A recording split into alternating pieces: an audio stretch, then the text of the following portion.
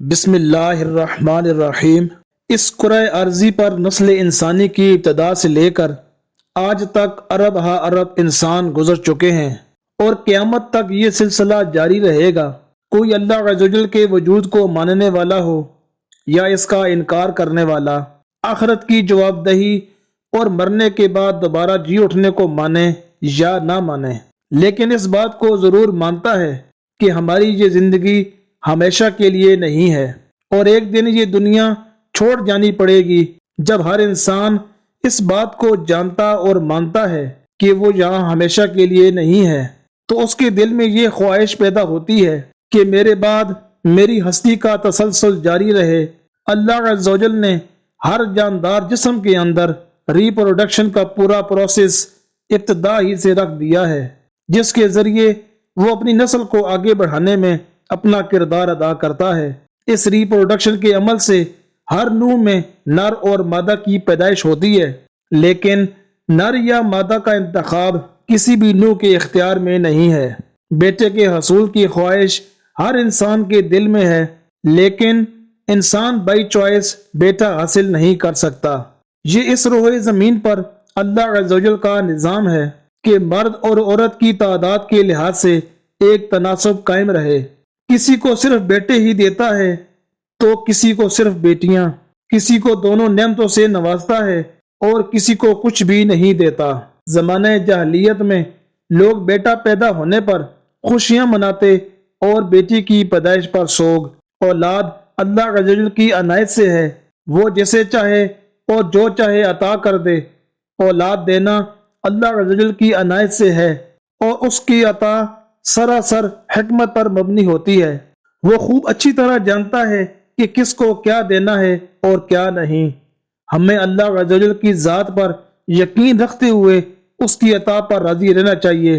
آج کی ویڈیو جو میں آپ کے لیے لے کر حاضر ہوا ہوں، اس میں آپ کو اولاد نرینہ کے 9 روحانی علاج کے بارے میں بتاؤں گا۔ ویڈیو شروع کرنے سے پہلے آپ سے گزارش ہے کہ ویڈیو اچھی لگے تو لائک ضرور کر دیں، اور اگر چینل پر نئے ہیں تو سبسکرائب کر دیں اور بیل کے بٹن کو ضرور پریس کر دیں تاکہ آنے والی ہر نئی ویڈیو کا نوٹیفیکیشن آپ کو ملتا رہے۔ ہر ویڈیو شروع کرنے سے پہلے کم از کم ایک بار درود شریف ضرور پڑھ لیجئے۔ نمبر 1، یا متکبرو یا متکبرو 10 بار سوجا سے ملاب سے قبل پڑھ لینے والا انشاءاللہ عز و جل نیک بیٹے کا باپ بنے گا۔ نمبر 2، حاملہ شہادت کی انگلی اپنی ناف کے گرد گھماتے ہوئے یا متینو یا متینو 70 بار پڑھے۔ یہ عمل 40 دن تک جاری رکھے، اللہ عز و جل کے فضل و کرم سے بیٹا عنایت ہوگا۔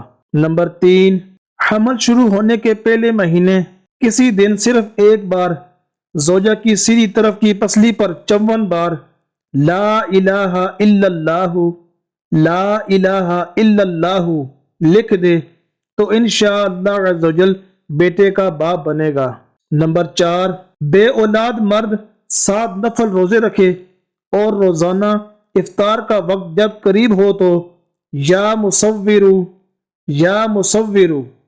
21 بار پڑھے اور پانی پر دم کر کے بیوی کو پلا دے۔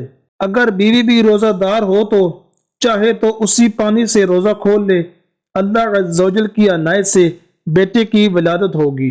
نمبر 5، حمل ٹھہرنے کو 3 ماہ 20 دن ہو جائیں تو مسلسل 40 دن تک روزانہ حاملہ یہ عمل کرے۔ پہلے 11 بار درود شریف، پھر ہر بار بسم اللہ الرحمن الرحیم بسم اللہ الرحمن الرحیم کے ساتھ 7 بار یاسین شریف پڑھے، پھر آخر میں بھی 11 بار درود شریف پڑھے اور پانی پر دم کر کے پی لے۔ درست پڑھ سکتی ہو تو ہی یہ عمل کرے، پڑھنے کے دوران بات بالکل نہ کرے، انشاءاللہ عز و جل نیک بیٹا عنایت ہوگا۔ نمبر 6، حاملہ کے پیٹ پر ہاتھ رکھ کر شوہر اس طرح کہے، ان کان ذکرن فقد سمیتہ محمدا۔ ترجمہ، اگر لڑکا ہے تو میں نے اس کا نام محمد رکھا۔ نمبر 7، باری کے دنوں سے فارغ ہونے کے بعد حسب توفیق کچھ نہ کچھ خیرات کرے۔ سورہ توبہ 1 بار اول و آخر 11 مرتبہ درود شریف پڑھے، انشاءاللہ عز و جل بیٹا پیدا ہوگا۔ نمبر 8، عورت ہر نماز کے بعد ایک تسبیح یعنی 100 بار یہ آیت مبارکہ پڑھے، ربی لا تذرنی فردا وانت خیر الوارثین پڑھے، انشاءاللہ عز و جل بیٹی کی نعمت ملے گی۔ نمبر 9، میاں بیوی روزانہ 101 بار سورہ کوثر پڑھیں، انشاءاللہ عز و جل جلد ہی بیٹے کے ماں باپ بن جائیں گے۔ ویڈیو اچھی لگے تو کمنٹ میں اپنی رائے کا اظہار ضرور کیجیے گا۔